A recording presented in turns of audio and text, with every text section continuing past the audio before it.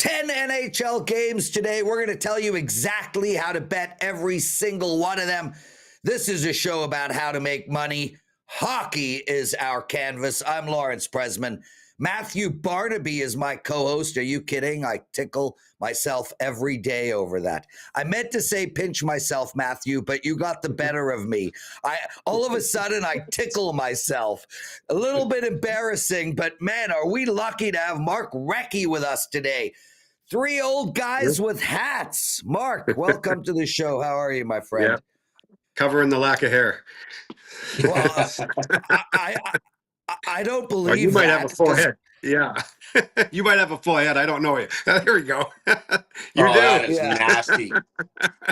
Yeah. And so does Matthew. Anyway, we're lucky to have Mark Recchi joining us, a Hall of Fame NHLer and a guy that has now can now add Lawrence Presman to his list of greats. Sidney Crosby, Mario Lemieux, Lawrence Presman. That's pretty good, Mark. That is pretty good, hey? That is really good. That's impressive. Really good. Write that down. Mark Recchi's Wikipedia page has just changed. It now says doing a show with Lawrence Presman. Anyway, Mark, this is a sports betting show. We have people obviously that like teams. I'm a Leaf fan. Matthew's a Leaf fan. He doesn't say it out loud, but he's a Leaf fan. And but on a whole, what we're trying to do is make money for the people who listen to the show. We try to find bets on every single game. You, me, and Matt are going to take apart the Winnipeg-Dallas game and the Buffalo-Columbus game, and then Matthew and I will look at the remaining 8. But before we get into that, we want to talk conceptually. Matthew, you got some questions. Let's hear your questions, Matt. I'll rate them at the end. Yeah, well, Rex, I've got to know Rex in the last couple of years, one of the most humble guys you'll ever meet. Stanley Cup champion, Hall of Famer, but man, he's a great dude, man. He's awesome, and I'm very privileged to call him a friend. Rex, you've been a player, you've won a Stanley Cup, Hall of Fame mindset, but you've also coached, and you've coached good teams. You've coached not so good teams. When you take like a Chicago, Boston, and we're talking Buffalo, Columbus, those are 4 teams that have been out of the playoffs for a long time. What have you seen from the coaching perspective, watching these teams and how they perform? We've been on the overs a lot, but what have you seen from your side? Yeah, I would agree with you on the overs on that, because those teams tend to play really loose and they have a free spirit. There's a lot of young guys on those teams. They're kind of in the rebuild, and they're just playing. And those are the dangerous teams. Especially if you're a playoff team, those teams are dangerous to play against. And like Buffalo and Columbus, for example, I mean, I expect a lot of goals tonight. So it's gonna, Columbus plays great at home. They've had a great home record. Their road record hasn't been so good, but they got a great. And Buffalo's, since the deadline, they've been hot, and so a team that's played loose, there's nothing to lose. They just go out and play. Well, I want to talk to you about that, Mark, because we have Buffalo. I think they're on an amazing win streak right now, and you have a team like Ottawa chopping at their bit. Hey, we get the Leafs. We're 5-0 against them in our last 5. What I want to know is, I mean, this stuff is phony. Forget Ottawa and Toronto, but from a Buffalo perspective, teams are just overlooking them. Right? These are where teams are taking a breath. I mean, they're not going to go into next year thinking, "Oh my God, we won 10 our last 10 games. We don't need to do anything. Our team's amazing going into next year." There's betting opportunity when betting on teams like San Jose or Anaheim or Buffalo at this stage of the year. I gotta believe teams are overlooking them, and that is why they are on such a win streak. Do you feel the same way? Yeah, absolutely. Teams overlook them, and they're loose as can be, and they're just playing, and they hope they get some saves, but they're going to score a lot of goals because they're playing free offensive hockey and probably not as committed defensively as they should be, but they're scoring goals, and that's what it's dangerous for teams. I mean, you look at San Jose last night again, like San Jose and Minnesota. I mean, just free, loose, they just play, and a bunch of young kids, and they're dangerous, and you don't. you don't take it for granted. It's hard not to fall into that trap when you're on a good team, when it's like, oh man, like got to go to Buffalo and I got to play Buffalo tonight, and it's let's make sure we're play tight. But then all of a sudden they're just playing freewheeling, and it's just hard not to fall into that trap. Yeah. Rex, No, how does no, it play into a team that's battled the last month to get into the playoffs? A team like Montreal or the Ottawa Senators, who have been playing playoff hockey, St. and they Louis. get to the finish line in about a week, and then they got to rev it right back up. It's hard to keep that adrenaline so high for so long. I know teams that I've played at that just barely made the playoffs, and we got to the playoffs and we're like, oh man, I'm mentally fatigued already because we've been battling in this, looking at the playoff positions as they go through. First of all, in the Buffalo Columbus, I'm on the over with you. I'm locked in. I'm with you, and I'm staying with that. But teams that have mentally been drained for 5-6 weeks, Montreal, Ottawa specifically, teams that have been out of the playoffs for a while. How is that to get revved back up?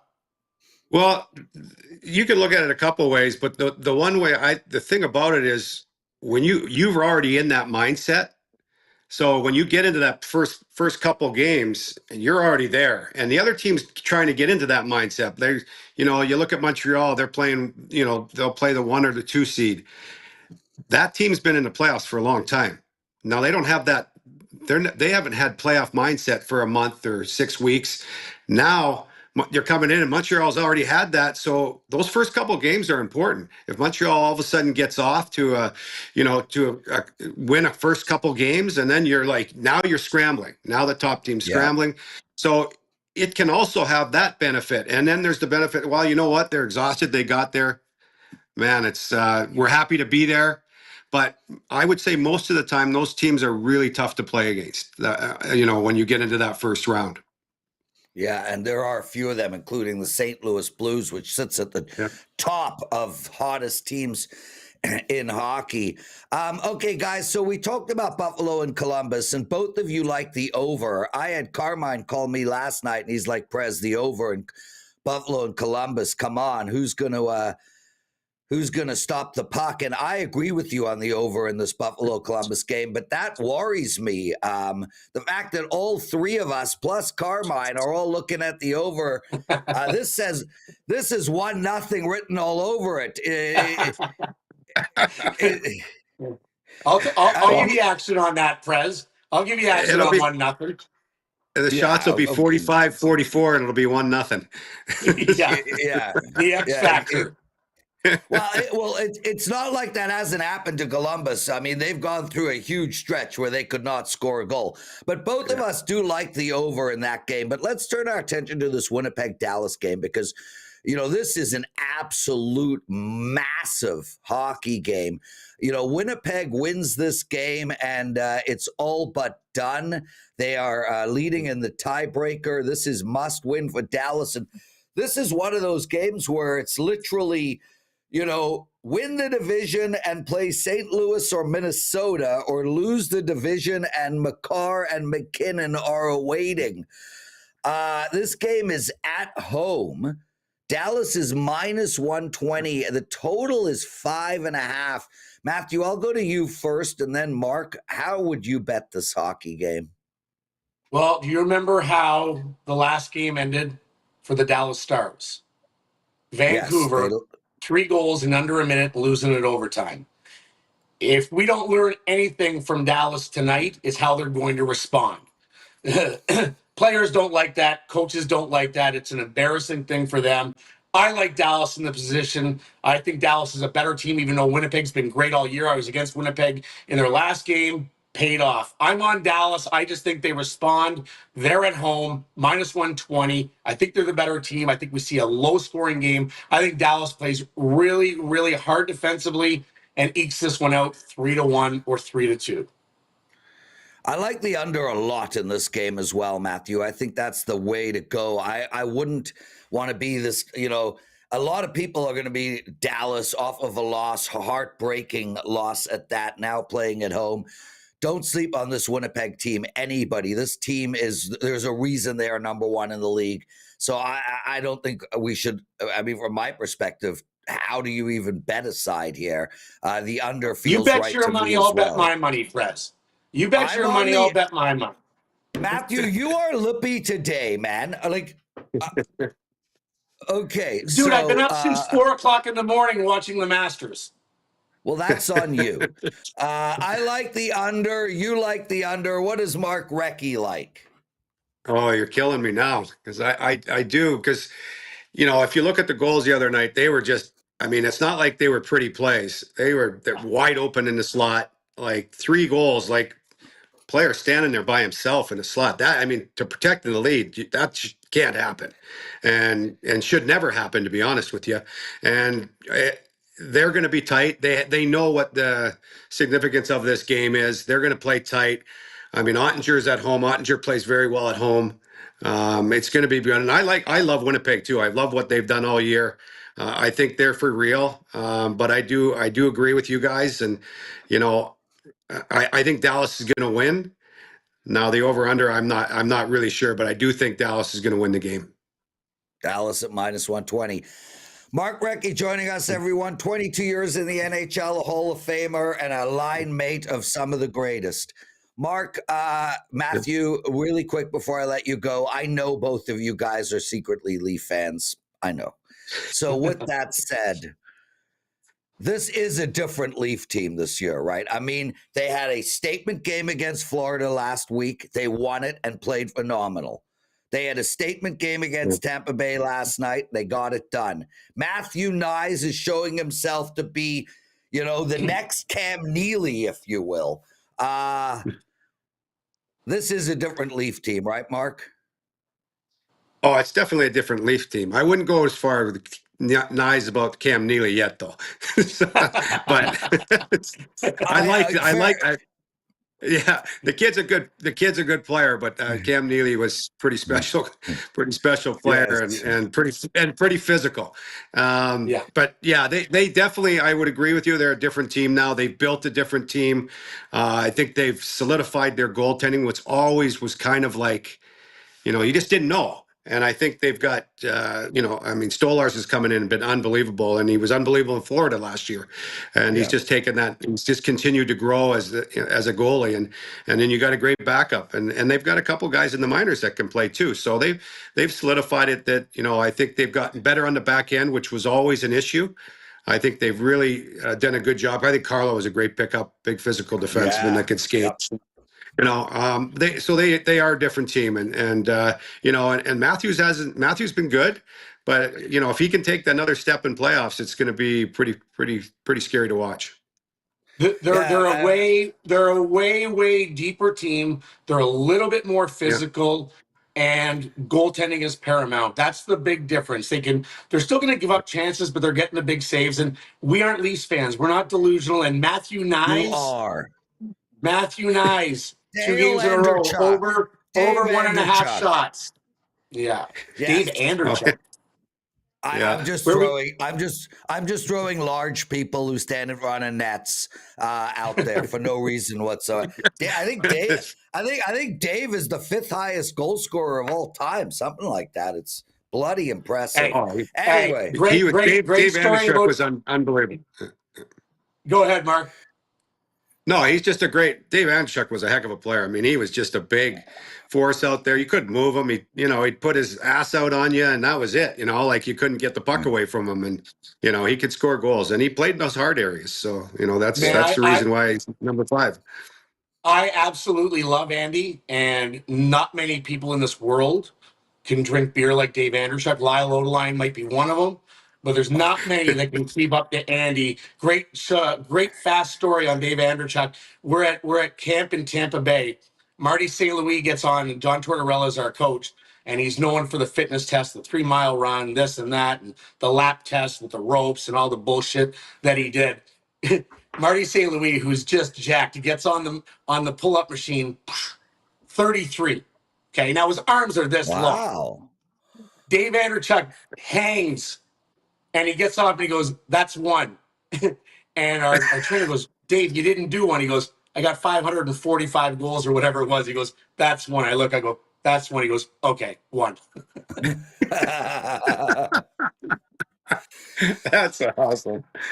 Yeah. Awesome. Mark, thank you for doing this with us, man. I really, Oh, my pleasure, guys. like it's a thrill for me to meet all of you guys. Matthew has brought on Commodore and Ray and May, and now you. It's just I can tickle myself. What are you doing? What are you doing these You're a days, creep. man? You're creeping Yeah, our well, guests out. Dude, it came out of my mouth accidentally the first time. I might as well lean in. Mark, what are you doing these days? I'm not doing a lot. I mean, I've seen Matthew quite a bit. We do those charity events. We'll be out in Calgary or Edmonton next, and then Calgary the following month or June, somewhere in there. I was just Yeah. at the Montreal Canadiens fantasy camp. I did that for the weekend. It was awesome. We did the Flyers fight for Friday night fights. Barney was Yeah. there a couple weeks. So I'm just doing a lot of that stuff and, doing the same thing, Barney. Just we're chasing around, still trying to play the game a little bit and have some fun. Wonderful stuff. Mark Recchi, everyone. Man, what an incredible segment. Matthew, thank you for bringing these guys on. Brother, let's get right into the entire Thanks, Rex. slate. Thanks, guys. Cheers. Talk to you soon, Barney. Let's get into this. There you go. Everyone, let's move on. Florida, Detroit. Matthew, Florida coming off of a huge victory against Toronto. Detroit has to be down in the dumps right now. I can't take minus 210. I will look at them in regulation at minus 140, 45. I think Florida wins this game and wins it going away. How about you? I like them in regulation. Yeah, I'm not laying that. Detroit's down and out. This is a tough spot for them. I think Florida wants to really start playing and literally where they are in the standings, try to solidify that and get ready for the playoffs. Obviously, they have some injuries in that lineup, but I like Florida in regulation. I also have a parlay with them with Colorado over Vancouver later. Yeah, we'll talk about that in a second. Chicago playing Boston. I love Boston here. I love them in regulation. I think this is a bit of a blowout. I think we're going to see a 4-1, 5-1 type hockey game. Look, Boston's finally scoring. They just put up 7 against New Jersey. They just beat New Jersey and Carolina in their last 3 games. Those are 2 big victories. Obviously, this team is done for the season, but so is Chicago. And Chicago really is just not playing well. I watched them against Pittsburgh. They did have 26 shots, but man, a lot of those shots were from outside, up high. I think Boston wants to get that winning feeling back before the year ends, and I don't think Chicago cares. I think Boston in a 3-goal blowout. I like them as well. Listen, Chicago's not a good team. They're a young team, and I think this is a good spot for Boston. They're at home. Listen, they score goals, they give up goals. I just don't think Chicago's going to put up a lot on them either. Guys, you're watching The Blue Line. If you don't mind hitting that like button, it would be greatly appreciated. We need you to hit that like button. We need you guys to comment on our videos. Both Matthew and I read all the comments and respond to some. And if you're watching this through a streaming platform, please review the channel, the show. This stuff means the world to us. I can't thank you enough. Matthew, Washington is playing Carolina, and I mean, look, this is an interesting game. These are rival teams, but with that said, they're stuck in their spots. Carolina is 11 down on Washington. The Leafs can't catch Washington. This is a completely meaningless hockey game. For that reason, I'm going to look at the over. I just can't see any intense forechecking. And I definitely don't see anybody diving in front of a shot. So over for me here. Carolina's played over 4 of their last 5. Washington over 5 of their last 6. I'm with you, buddy. We're going across the board here. I'm on the over as well. I'm not going to pick a team to win because I don't think it matters to either one of them. But I do like the over. Have the stats. Yeah, and look, in keeping with these overs, I mean, the Rangers are playing the Islanders, and man, I'm shocked that we're not seeing more 6s here. The Rangers on a back-to-back, there was 13 goals scored. 13 goals scored in the Philadelphia game. This Rangers team is clearly reeling. There were 13 goals scored in the Islanders last game. How that? I'm shocked. There's 5.5s out here. I am shocked. This is a stone cold over to me. Islanders minus 125 on the side. If a gun was held to my head, that's where I'd go. But why? Just take the over and move on.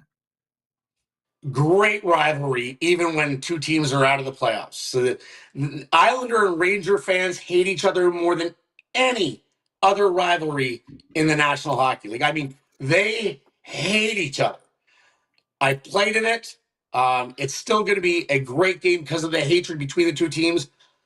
The Rangers, I'll say it again, worst defensive team in the league. The coaching staff has, I believe, 4 more games left, and they will all be gone. Over. Yeah, we're on the same They're not going to page start on a playing lot. defense now. Well, that's for sure. We're on the same page on a lot of games. Vancouver, Colorado. I'm gonna regretfully pass on this game, Matt. I look at the comeback that Vancouver had against Dallas, and yeah, great one. But they've ran out. Yeah. They ran out of season. I mean, all they can do is just remember that as a good victory and a meaningless one at that. Now they play Colorado. Colorado's locked into their spot. I'm passing here. You have anything on this game? I have Colorado. I think they win. I think they're tuning up for the playoffs. Like you said, Vancouver, great come from behind. I love Rick Tocchet, one of my favorite people in hockey, as well as Rex. Like those are two of my favorite people that I've gotten to meet over the years, especially Rex in the last couple of years. Played for Talk, so I feel bad for him in Vancouver. Great come from behind win, but I got Colorado mixed with Florida in a parlay. Not taking them straight up, but I'll throw them in with Florida in a parlay. There you go. Matthew Barnaby joining me. I'm Lawrence Presman. You're watching the Blue Line. Let's talk Nashville and Utah. And, both of these teams are finally putting some goals in the net. Utah with 2 victories in a row, 7-1 against Seattle, 4-1 against Winnipeg. They've scored more than 3 or more goals in 4 of their last 5. Nashville, they got 7 goals in 1 game. That is literally as many as they got in 4 games prior to that. But they also are allowing a shit ton of goals. 6 against the Islanders, 8 against Columbus. Matthew, I'm a broken record here. We're going with the over again. Over 6 for me. As far as the side goes, Utah minus 200. I can't touch that. Over 6 for me here. First of all, I had a hat trick in the National Hockey League, so it's the equivalent of Nashville. Every squirrel finds a nut once in a while. Nashville is horrible offensively.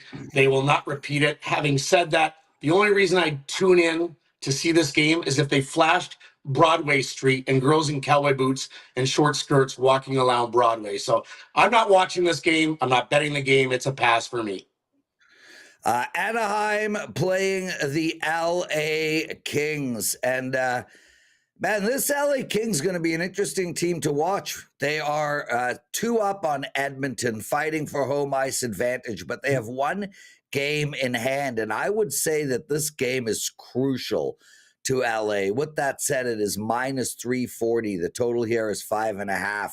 I think LA wins this game. It's hard for me to bet it at minus 350. Total 5.5. Matthew, regretfully, I think I'm going to have to pass on this game. I just can't make something up for our listeners.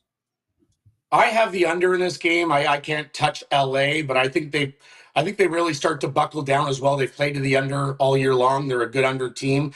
Anaheim is a little scary, much to what Mark Recchi said. They're playing with house money right now. They weren't expected to make the playoffs. They got a lot of good young players, but I think this is LA just showing their dominance out there up Highway 5. It's a short little jaunt for them, for Anaheim to go up there, and they're at home. I think they start playing real playoff hockey here. I like the under. Andy Lang still to come, everybody. Our prop bet segment right around the corner. The Vegas Golden Knights, technically they could lose the division to the LA Kings, but that is extremely unlikely. They're pretty much locked into their spot. They're playing a Seattle team that has played better hockey of late. They did lose 7-1 to Utah, but before that they won 3 straight games, including a great victory in LA, 2-1. If I had to bet this game, which I don't, I would look to the under here. It is 5.5 out there. I think Vegas under is a good bet all the way till the end of the playoffs, frankly. They've gone under 6 straight. That's where I'm going here, Matthew. Under 5.5 for me in the Vegas-Seattle game. I would be going that way, but I'm going to pass. I don't have a great feel on this game, so I'm not making it up for our viewers. I'm a pass on this one. There we go. Matthew Barnaby and the Prez. We've taken apart every game. Now it's time for the great Andy Lang. Andy, what are your prop bets? Oh, that was a nice maneuver there, Andy. Let's see. Only one prop tonight. Like we said yesterday, Matt, Rasmus Anderson, we only need one prop to turn a profit. That's what we did last night. He had 3 of them. Let's go Seth Jones, over 1.5 shots on goal tonight. It's a little juicy. I don't care. I'm laying the juice. Over in 13 out of the last 14 games, 5.3 shot attempts and 2.3 shots on goal average the last 10. He had 3 shots on goal against Detroit just a few days ago. Detroit 25th in allowing shots on goal to a defenseman. Love Seth Jones. That's my only play for today. There we go. Andy Lang. Outstanding stuff. Guys, Andy's going to be hosting Wager Talk today. It's one of our flagship shows on the Wager Talk TV channel. It's at noon Eastern time. Andy Lang will be the host. Check that out, as I am playing in a WSOP circuit event starting at 11 a.m. Matthew, what's your prop bets? I was with Andy yesterday, and Matthew Nyes back-to-back. He blew that out of the water with a hat trick. So I'm going with Ovi. Under 3.5 shots tonight. I think he's emotionally, a little bit of a letdown after breaking the record. I think he floats through today's game, and I'm taking the under on the shots. Yeah, I'm amazed he's even going to play in today's game, to be honest with you, Matthew. I thought it was a good spot for him to get a little bit of a rest after that, and especially with Washington locked in to position, and they're playing a hard-hitting Carolina team. Anyway, I love that prop bet. Love Andy's as well. What a show. So fun. Shout out to Mark Recchi. Are you kidding me? He took time out of his day to do this with us. Matthew, these guys all clearly love you, because I'm not the one calling Mark and Brad and Ray and Commodore and asking them to come on the show. You are. So hats off to you. You obviously left a great impression on these guys during your pugilistic career. Well, you get to meet so many great guys, especially after you retire. And Mark certainly is one of those guys that I've gotten very close with the last couple of years. He's just a tremendous person. You see the humility, Stanley Cup champion, the way he takes time not only to do our show, but just in general. When I see him interact with people at charity events we do, and in a couple of weeks I'll see him again in Edmonton, then Calgary. There are many different spots, so he's always donating time, but just a tremendous human. Matthew Barnaby. Well done, my friend. We'll see you tomorrow. I'm Lawrence Pressman on behalf of Andy Lang and the greatest producer on the planet, Dan Alexander. Shout out to Mark Recchi. Shout out to all of you guys for watching the show. Lots of love. Don't make stupid bets. See you tomorrow.